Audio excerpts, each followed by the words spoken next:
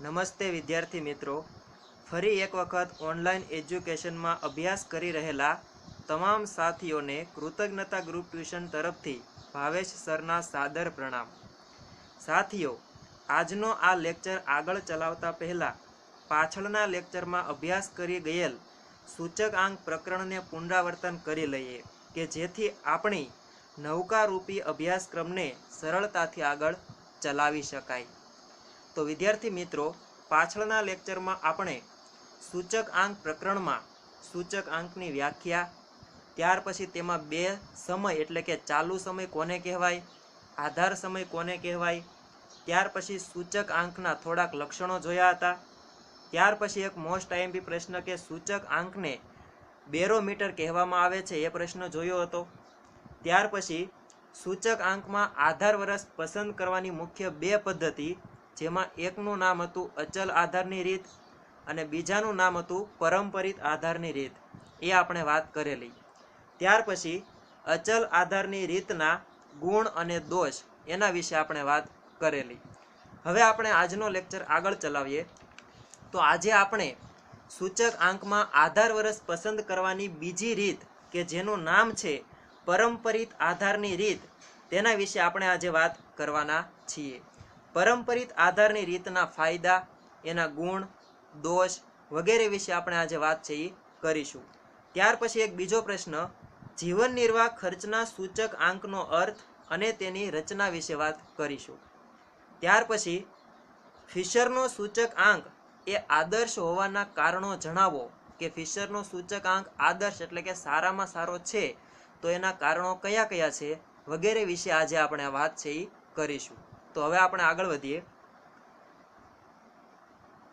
સૌપ્રથમ આપણે વાત કરીએ કે પરંપરિત આધારની રીત જે છે એ કઈ જગ્યાએ ઉપયોગી છે, તેના ફાયદા કયા છે, તેના ગેરફાયદા કયા છે અને તેની ટૂંકી સમજૂતી આપણે જોઈશું. તો સૌથી પહેલા સમજૂતી ઉપર નજર કરીએ કે પરંપરિત આધારની રીતમાં કોઈ ચોક્કસ સમય કે વર્ષને આધાર વર્ષ એટલે કે સમય ગણવામાં આવતું નથી, પરંતુ પ્રત્યેક વર્ષ માટે તેની અગાઉના કે પૂર્વગામી વર્ષને આધાર વર્ષ તરીકે લેવામાં આવે છે. વિદ્યાર્થી મિત્રો, અહીં ટૂંકમાં એવું કહેવા માંગે છે કે જો તમને 2015થી 2020ની માહિતી આપેલી હોય તો તમારે 2016ની ગણતરી કરવા માટે 2015ને આધાર વર્ષ લેવામાં આવે છે. એટલે કે જે વર્ષની ગણતરી કરતા હોઈએ તેની અગાઉના વર્ષને આધાર વર્ષ તરીકે લેવામાં આવે છે. જો આપણે 2017ની ગણતરી કરતા હોઈએ તો 2016ને આધાર વર્ષ લેવામાં આવે છે. આમ જે વર્ષ માટે ગણતરી કરતા હોઈએ તેની અગાઉના વર્ષને આધાર વર્ષ તરીકે લેવામાં આવે છે. આપ જોઈ શકો છો કે 1993ના સૂચકાંક માટે 1992ના વર્ષને આધાર વર્ષ ગણવામાં આવે છે. જ્યારે 1992નું જો ગણતરી કરવી હોય તો 1991ના વર્ષને આધાર વર્ષ ગણવામાં આવે છે. એટલે કે જે વર્ષ માટે આપણે સૂચકાંક મેળવતા હોઈએ તેની અગાઉના જ વર્ષને આધાર વર્ષ ગણવામાં આવે છે.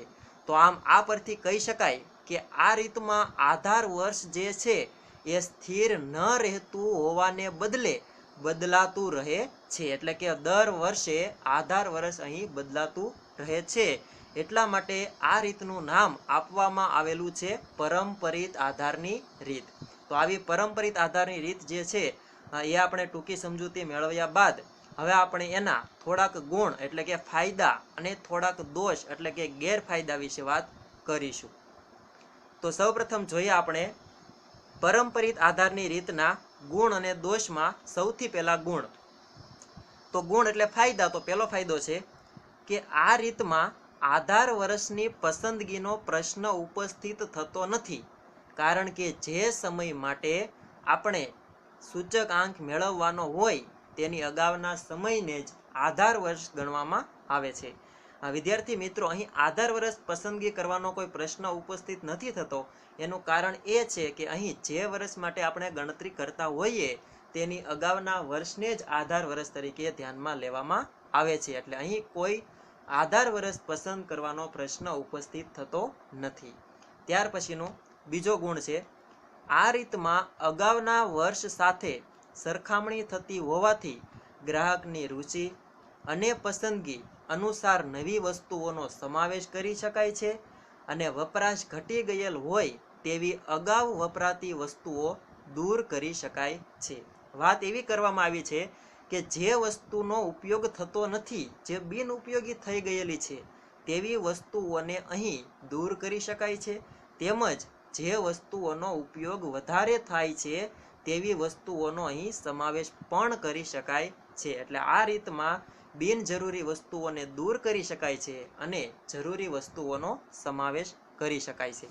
તો હવે આપણે આગળ વાત કરીએ ત્રીજા ગુણની.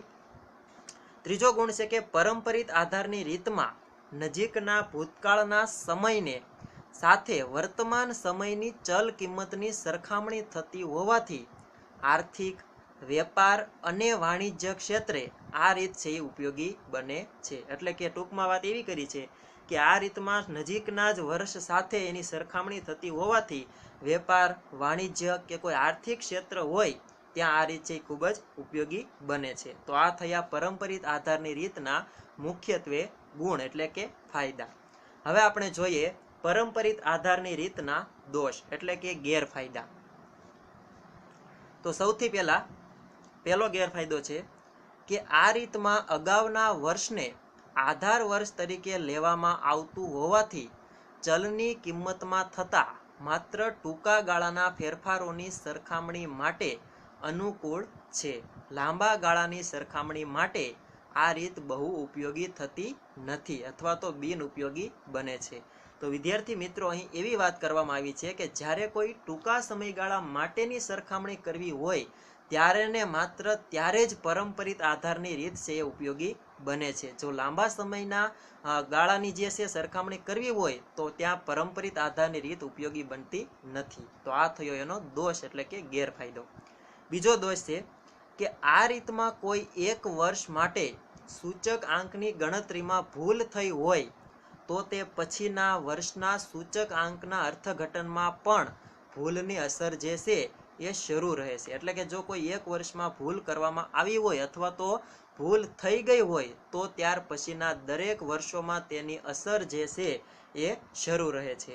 ત્યાર પછીની આપણે વાત કરીએ કે આ રીતથી મેળવેલ સૂચક આંકની ગણતરીમાં એક સૂત્રતા જળવાતી નથી. એટલે કે અહીં જે છે એ સમજવામાં પણ મુશ્કેલી પડે છે, ગણતરીમાં પણ મુશ્કેલી પડે છે, તેમજ વારંવાર વર્ષો બદલાતા રહેતા હોવાથી અહીં એક સૂત્રતા જળવાતી નથી. તો એ પણ એનો દોષ એટલે કે ગેરફાયદો કહી શકાય. આગળ વધીએ કે કોઈ એકાદ વર્ષની માહિતી ઉપલબ્ધ ન હોય તો તે પછીના વર્ષનો સૂચક આંક મેળવી શકાતો નથી. ઉદાહરણ તરીકે 2015 થી 2020ની માહિતી આપી હોય પણ જો એમાં વચ્ચે 2017ની માહિતી આપવામાં ન આવી હોય તો આપણને ત્યાર પછીના વર્ષનો એટલે કે 2018નો સૂચક આંક મેળવી શકાતો નથી. કારણ કે 2018નો સૂચક આંક મેળવવા માટે 2017નું વર્ષની માહિતી ઉપલબ્ધ હોવી જોઈએ. હવે જો 2017ની જ માહિતી ન હોય તો 2018ની માહિતીનો આપણે સૂચકાંક મેળવી શકાતા નથી. એટલા માટે કોઈ એક વર્ષની જો માહિતી આપવામાં ન આવી હોય તો ત્યાર પછીના વર્ષનો સૂચકાંક મેળવી શકાતો નથી. તો આ થયા ગેરફાયદા જે છે એ આપણે કહી શકીએ. હવે આપણે આગળ વધીએ એક નવો પ્રશ્ન તરફ, જે જોઈ શકો છો કે જીવન નિર્વાહ ખર્ચના સૂચક આંકનો અર્થ જણાવી તેની રચના સમજાવો. વિદ્યાર્થી મિત્રો, આ પ્રશ્ન જે છે એ બોર્ડમાં પૂછાવાની શક્યતા થોડી ઓછી છે, કારણ કે આ પ્રશ્ન થોડોક લાંબો બની જાય છે, પરંતુ આમાંથી નાના એક બે માર્કના પ્રશ્નો છે એ પૂછાઈ શકતા હોય છે. તો સૌથી પહેલા તો જીવન નિર્વાહ કોને કહેવાય એના વિશે આપણે થોડી વાત કરીએ. તો જીવન નિર્વાહ એટલે કે કુટુંબમાં જે કાંઈ વ્યક્તિઓ રહેતા હોય છે એના જીવન ગુજરાન ચલાવવા માટે એટલે કે પોતાનું જીવન ચલાવવા માટે જે નાના મોટા ખર્ચાઓ થતા હોય છે તે કઈ વસ્તુ પાછળ કેટલા ખર્ચા થાય છે તે જાણવા માટેનો એક સૂચક આંક એટલે એનું નામ છે જીવન નિર્વાહ ખર્ચનો સૂચક આંક. તો હવે આપણે આ સૂચક આંકની રચના વિશે થોડી સમજૂતી મેળવીએ. તો હવે આપણે જીવન નિર્વાહ ખર્ચના સૂચક આંકની રચના જોતા પહેલા એનો અર્થ જોઈ લઈએ.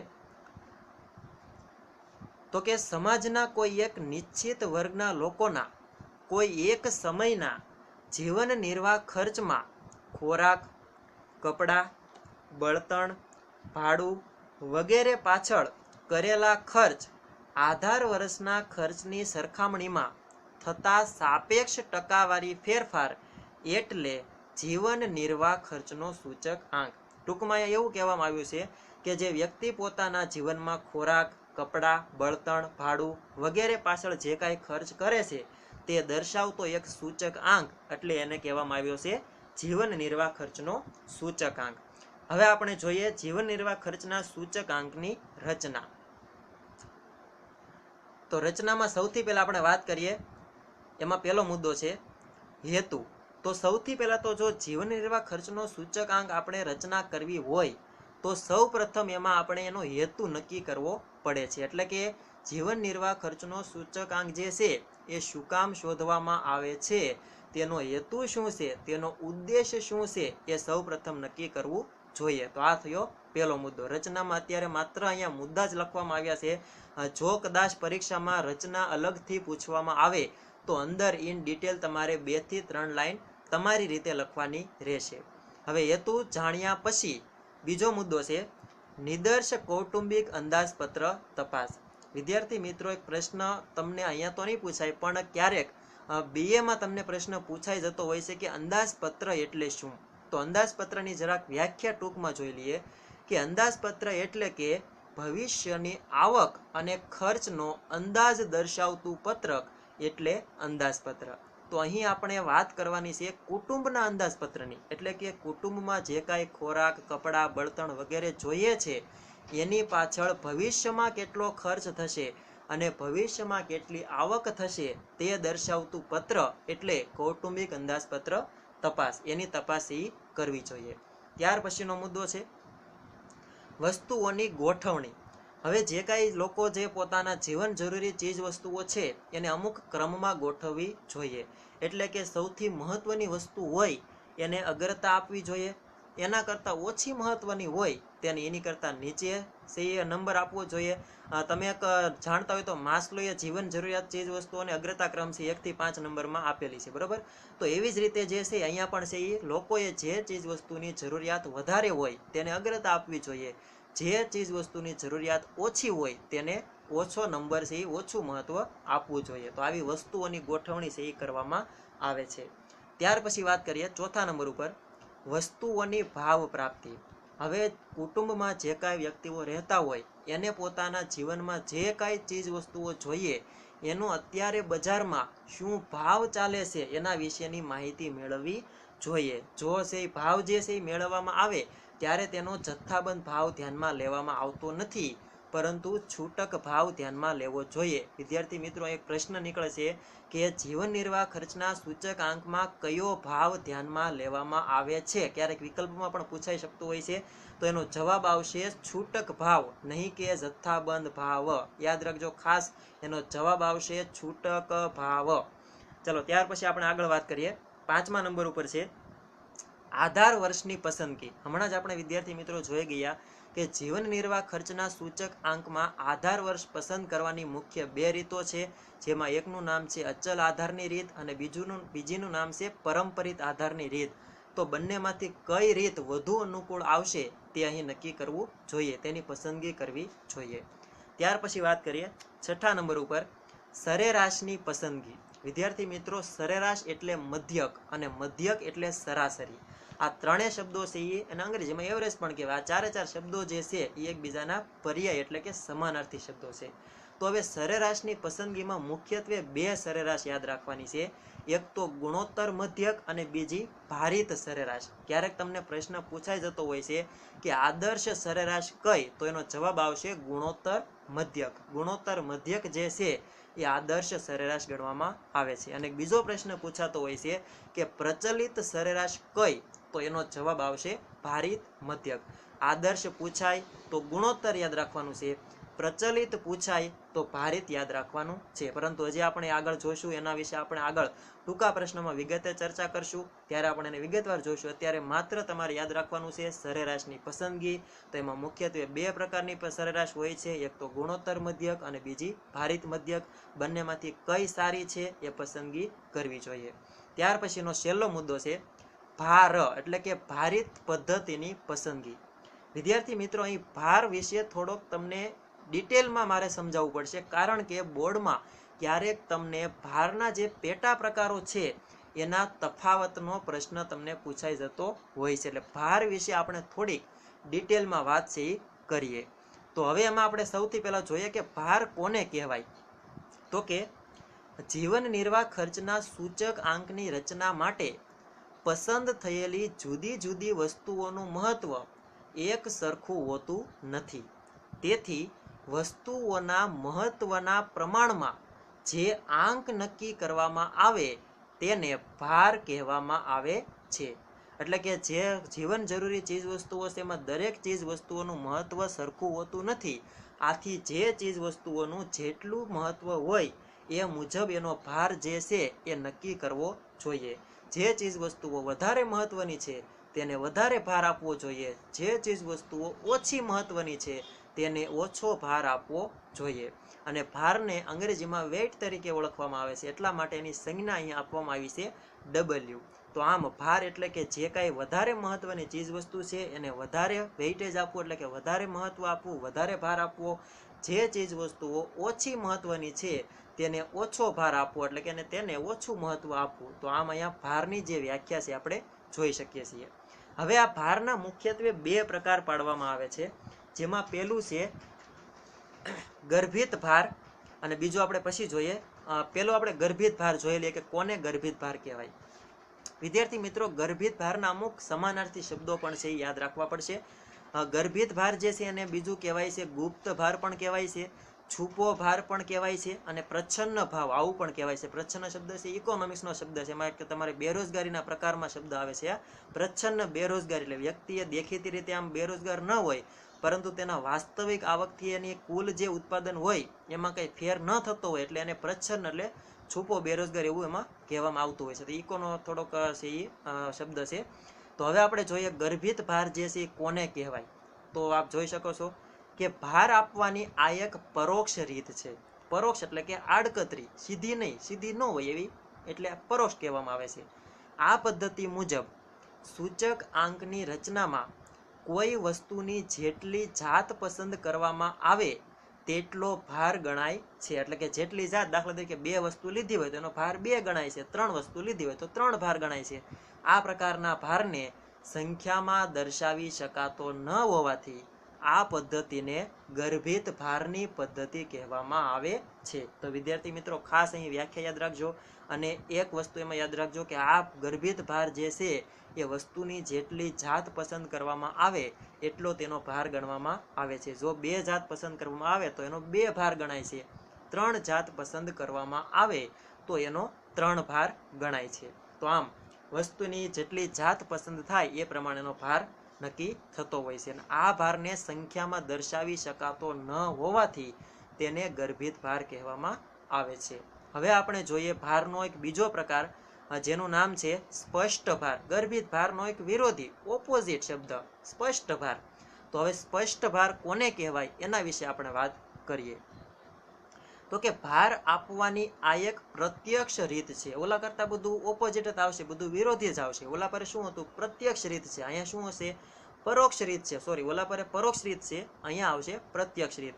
ત્યાર પછી વાત કરીએ વસ્તુના મહત્વના પ્રમાણમાં તેનો ભાર સ્પષ્ટ રીતે સંખ્યામાં દર્શાવવામાં આવે છે. વિદ્યાર્થી મિત્રો, અહીં જે સ્પષ્ટ ભાર છે એ વસ્તુના મહત્વના પ્રમાણમાં નક્કી થાય છે. એટલે જો વસ્તુને 2 ગણું મહત્વ આપવામાં આવે તો એનો ભાર 2 ગણવામાં આવે છે. જો વસ્તુને 3 ગણું મહત્વ આપવામાં આવે તો એનો ભાર 3 ગણાતો હોય છે. તો આમ વસ્તુનું મહત્વ જે પ્રમાણે નક્કી થાય એ મુજબ એનો ભાર નક્કી થતો હોય છે. ત્યાર પછી વાત કરીએ, આ રીતમાં વસ્તુનો ભાર એ વસ્તુના વપરાશ, વેચાણ, ઉત્પાદન કે વસ્તુ પાછળ થતા ખર્ચના પ્રમાણમાં નક્કી કરવામાં આવે છે. એટલે કે જેટલો ખર્ચ થાય એ પ્રમાણે વસ્તુનું મહત્વ જે છે, વસ્તુનો ભાર જે છે એ નક્કી આવતો હોય છે. ત્યાર પછી જોઈએ, વસ્તુઓને તેના મહત્વના પ્રમાણમાં જે ભાર આપવામાં આવે તેને સ્પષ્ટ ભાર કહેવામાં આવે છે. એટલે કે અહીં જે છે એ વસ્તુનું જેટલું મહત્વ હોય, 2 ગણું મહત્વ હોય તો એનો 2 ભાર ગણાય છે. 3 ગણું મહત્વ હોય તો એનો ભાર 3 ગણવામાં આવે છે. 4 ગણું મહત્વ હોય તો એનો ભાર છે એ 4 ગણવામાં આવે છે. તો આમ વસ્તુના મહત્વના પ્રમાણમાં જે ભાર નક્કી થાય છે તેને સ્પષ્ટ ભાર તરીકે ઓળખવામાં આવશે. તો અહીં આપણે વાત કરી ગર્ભિત ભાર કોને કહેવાય અને સ્પષ્ટ ભાર કોને કહેવાય. વિદ્યાર્થી મિત્રો, અહીં એક પ્રશ્ન એવો પૂછાય છે કે ગર્ભિત ભાર અને સ્પષ્ટ ભાર વચ્ચે તફાવતના મુદ્દા જણાવો. તો અહીં જ આપણે તફાવત જરાક ટૂંકમાં જોઈ લઈએ કે સૌથી પહેલા જો ગર્ભિત ભારમાં આપણે વાત કરવી હોય તો ગર્ભિત ભારમાં પહેલો મુદ્દો એવો લખી શકાય કે ભાર આપવાની આ પરોક્ષ રીત છે. તો સામેની બાજુ એવું લખી શકાય કે ભાર આપવાની આ પ્રત્યક્ષ રીત છે. આ પહેલો મુદ્દો લખી શકાય. ત્યાર પછી બીજો મુદ્દો આવો લખી શકાય કે ગર્ભિત ભાર વસ્તુની જાત જેટલી પસંદ થાય એ મુજબ નક્કી કરવામાં આવે છે એટલો તેનો ભાર ગણાય છે. જ્યારે સ્પષ્ટ ભારમાં વસ્તુનું જેટલું મહત્વ હોય એટલો તેનો ભાર ગણાય છે. તો આ બીજો મુદ્દો લખી શકાય. ત્રીજા મુદ્દાની વાત કરીએ તો કે ગર્ભિત ભારને સંખ્યામાં દર્શાવી શકાતો નથી, જ્યારે સ્પષ્ટ ભારને સંખ્યામાં દર્શાવી શકાય છે. તો આવા 2 થી 3 મુદ્દા તમારે તફાવત તરીકે ખાસ યાદ રાખવા જોઈએ કે જેથી બોર્ડમાં જો કદાચ ગર્ભિત ભાર અને સ્પષ્ટ ભાર વચ્ચેનો તફાવત પૂછાય તો તમને લખવામાં સરળતા રહે, કોઈ મુશ્કેલી ઊભી ન થાય. પણ એક મોસ્ટ આઈએમપી પ્રશ્ન એવો નીકળે કે ગર્ભિત ભાર અને સ્પષ્ટ ભાર વચ્ચેનો મુખ્ય તફાવત જણાવો. 1 માર્કમાં આવો પ્રશ્ન પૂછાઈ શકે. તો યાદ રાખજો વિદ્યાર્થી મિત્રો, આ 3 મુદ્દા આપણે જે જોયા એમાંથી વચ્ચેનો મુદ્દો જે છે એટલે કે ગર્ભિત ભાર વસ્તુની જાત પરથી નક્કી થાય છે, જ્યારે સ્પષ્ટ ભાર તેના મહત્વના પ્રમાણ મુજબ નક્કી થાય છે. આ ગર્ભિત ભાર અને સ્પષ્ટ ભાર વચ્ચેનો મુખ્ય તફાવત છે. 1 માર્કમાં 2 થી 3 વાર આ પ્રશ્ન બોર્ડમાં પણ પૂછાઈ ગયેલ છે. એટલે ખાસ યાદ રાખજો કે ગર્ભિત ભાર અને સ્પષ્ટ ભાર વચ્ચે મુખ્ય તફાવત કયો છે. હવે આપણે આગળનો એક નવો પ્રશ્ન જે છે એ જોઈ અને આપણે અહીં લેક્ચર છે એ પૂરો કરીશું. તો છેલ્લો એક પ્રશ્ન જોઈ લઈએ કે ફિશરનો સૂચક આંક આદર્શ હોવાના કારણો જણાવો. વિદ્યાર્થી મિત્રો, આપણે આ ચેપ્ટરમાં મુખ્યત્વે 3 વ્યક્તિઓ જે છે ધુરંધરો કહી શકાય, અને એમાં એક છે લાસ્પેયર, બીજો છે પાશે અને ત્રીજો છે ફિશર. આ 3 વ્યક્તિઓના જે સૂચક આંક છે તેમાંથી આદર્શ એટલે કે સારામાં સારો, આદર્શ એટલે કે સારામાં સારો સૂચક આંક કોનો છે, આવો પ્રશ્ન બોર્ડમાં તમને પૂછાતો હોય છે 2 થી 3 માર્ક્સમાં.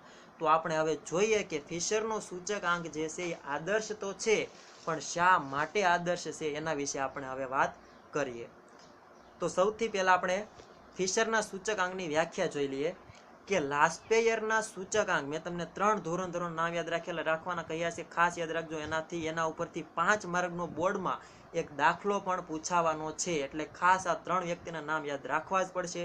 લાસ્પેયર, પાશે અને ફિશર, આ 3 વ્યક્તિઓ ઉપર આપણું મોટા ભાગનું ચેપ્ટર જે છે એ ડિપેન્ડેડ છે. તો લાસ્પેયર, પાશે અને ફિશર, એમાં ફિશરનો સૂચક આંક એ આદર્શ સૂચક આંક ગણવામાં આવે છે. તો હવે આપણે વ્યાખ્યા ઉપર જઈએ કે લાસ્પેયરના સૂચક આંક અને પાસેના સૂચક આંકના ગુણોત્તર મધ્યકને ફિશરનો સૂચક આંક કહેવામાં આવે છે. જો વિદ્યાર્થી મિત્રો અહીં શબ્દ આવે છે ગુણોત્તર મધ્યક, મેં તમને આગળ પણ વાત કરેલી કે બોર્ડમાં એવો પણ પ્રશ્ન પૂછાઈ ગયેલો છે કે આદર્શ સૂચક આંક કયો, તો તમારે જવાબ આપવાનો છે ફિશરનો સૂચક આંક. પણ એમ કે આદર્શ મધ્યક કયો, તો જવાબ આવશે ગુણોત્તર મધ્યક. અને જો પ્રચલિત મધ્યક પૂછે તો જવાબ આવશે ભારિત મધ્યક. એને યાદ કઈ રીતે રાખવું એ હું તમને પછી કહીશ, પણ અત્યારે આપણે ફિશરના સૂચક આંક ઉપર થોડીક વાત કરીએ. તો આમ લાસ્પેયરના સૂચક આંક અને પાસેના સૂચક આંકના ગુણોત્તર મધ્યકને ફિશરનો સૂચક આંક કહે છે. તો આ એની થઈ વ્યાખ્યા. હવે આપણે આગળ વધીએ. ફિશરનો સૂચક આંક આદર્શ હોવાના કેટલાક કારણો જવાબદાર છે. તો આ કારણો વિશે આપણે વાત કરીએ. તો એમાં સૌથી પહેલું કારણ છે કે સૂચક આંકની રચનામાં આધાર વર્ષ અને ચાલુ વર્ષ એમ બંને વર્ષના જથ્થાને ગણતરીમાં એટલે કે ધ્યાનમાં લેવામાં આવે છે.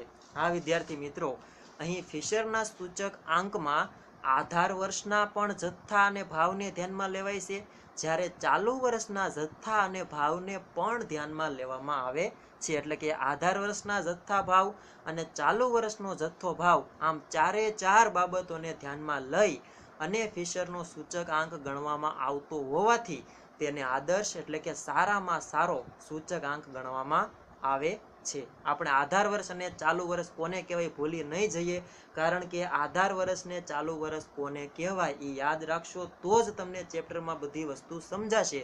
અને યાદ રાખવું ક્યાં અઘરું છે. ચાલુ વર્ષ એટલે જે સમય ચાલતો હોય, જે વર્ષ ચાલતું હોય એને ચાલુ વર્ષ કહેવાય. અને આધાર વર્ષ એટલે જે પાછળનું વર્ષ હોય, ભૂતકાળનું કોઈ એક નિશ્ચિત વર્ષ, એટલે એને આધાર વર્ષ કહેવાશે. તો હવે આપણે ફિશરના સૂચક આંકના આદર્શ હોવાના બીજા કારણ તરફ જઈએ. તો બીજું કારણ આપ જોઈ શકો છો, સૂચક આંકના અગત્યના બંને મૂળભૂત પરીક્ષણો એટલે કે સમય એટલે એને કાલ પણ કહેવાય, કાળ અને બીજું છે વિપર્યાસ, બીજું છે પદ વિપર્યાસ. બે ખાસ યાદ રાખવાનું છે. પહેલું છે સમય એટલે કે કાલ વિપર્યાસ અને બીજું છે પદ વિપર્યાસ. આ બંને સૂચક આંકનું સમાધાન કરે છે. એટલે કે ફિશરનો સૂચક આંક જે છે એ સમય વિપર્યાસ એટલે કે કાલ વિપર્યાસ અને પદ વિપર્યાસ બંનેનું સમાધાન કરે છે. વિદ્યાર્થી મિત્રો, અહીં હું તમને એક સજેશન એવું આપવા માંગીશ કે અહીં આપણે માત્ર થિયરી તરીકે જ યાદ રાખવાનું છે કે ફિશરનો સૂચક આંક એ કાલ વિપર્યાસ અને પદ વિપર્યાસ પરીક્ષણોનું સમાધાન કરે છે. શા માટે, કેવી રીતે, એમાં આપણે અત્યારે વાત કરવાની નથી. એના વિશે તમે જ્યારે કોલેજમાં જશો ત્યારે તમારે ઇન ડિટેલ સાબિત કરવાની સાથે તમારે એના દાખલા પૂછાશે કે ફિશરનો સૂચક આંક છે એ આદર્શ છે, એ કાલ વિપર્યાસ અને પદ વિપર્યાસ પરીક્ષણનું સમાધાન કેવી રીતે કરે છે, ઉદાહરણ સાથે સમજાવો. આવો તમને દાખલા સાથે તમને ત્યાં પ્રશ્ન છે પૂછાશે. પરંતુ અત્યારે આપણે માત્ર ને માત્ર થિયરી તરીકે જ યાદ રાખવાનું છે, માત્ર ને માત્ર થિયરી તરીકે. તો ફરી એકવાર જોઈ લે કે ફિશરનો સૂચકાંક જે છે એમાં બંને પરીક્ષણો એટલે કે કાલ વિપર્યાસ, જેને સમય વિપર્યાસ પણ કહેવાશે, અને બીજું છે પદ વિપર્યાસ, એ બંને વિપર્યાસ એટલે કે પરીક્ષણોનું સમાધાન કરે છે. એટલા માટે પણ ફિશરનો સૂચકાંક આદર્શ ગણી શકાય. ત્યાર પછી આપણે ત્રીજા કારણ તરફ જઈએ. આ સૂચકાંકની ગણતરીમાં ગુણોત્તર મધ્યકનો ઉપયોગ થાય છે, જે સૂચકાંકની રચના માટે શ્રેષ્ઠ સરેરાશ ગણી શકાય. આ વિદ્યાર્થી મિત્રો, હમણાં જ આપણે વાત કરી ગયા કે ફિશરના સૂચક આંકમાં ગુણોત્તર મધ્યકનો ઉપયોગ થાય છે. કારણ કે ઉપર હજી તમે વ્યાખ્યા જોઈ શકો છો કે લાસ્પેયરનો સૂચક આંક અને પાસેના સૂચક આંકનો ગુણોત્તર મધ્યક એટલે ફિશરનો સૂચક આંક. તો આમ અહીં ફિશરના સૂચક આંકમાં ગુણોત્તર મધ્યકનો ઉપયોગ થતો હોવાથી પણ ફિશરના સૂચક આંકને આદર્શ ગણવામાં આવે છે. વિદ્યાર્થી મિત્રો, પ્રશ્ન થોડોક આઈએમપી છે એટલે હું થોડીક આમાં વધારે ટાઈમ લઈ રહ્યો છું. અને હવે આપણે જઈએ છીએ છેલ્લા કારણ ઉપર એટલે કે ચોથા કારણ ઉપર. તો કે આ સૂચક આંક પક્ષપાતથી મુક્ત છે. પક્ષપાત એટલે કે ખામી, ભૂલ વગેરેથી મુક્ત છે, કારણ કે તે લાસ્પેયર અને પાસેના સૂચક આંકમાં રહેલા દોષોને સમતુલિત કરે છે. સમતુલિત એટલે કે એક પ્રકારનું સંતુલન જાળવે છે.